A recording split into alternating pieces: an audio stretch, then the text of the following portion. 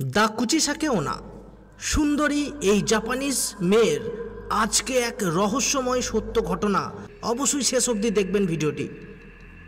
1970-এর দশকে জাপানের একদিকে যেমন উন্নতি লাভ করছিল, ঠিক তেমনি অন্য আর একদিকে কুচিসাকি ওনা নামক এক আত্মার কারণে ভয়ের দিন কাটাচ্ছিল। লোক মুখে শোনা যায় যে রাতের বেলায় কেউ যখন একা ট্রাভেল করে তখন তারা মাস্ক পরা একটি মেয়েকে দেখতে পায়। মেয়েটি তাদেরকে এসে জিজ্ঞেস করে সে দেখতে সুন্দর কিনা।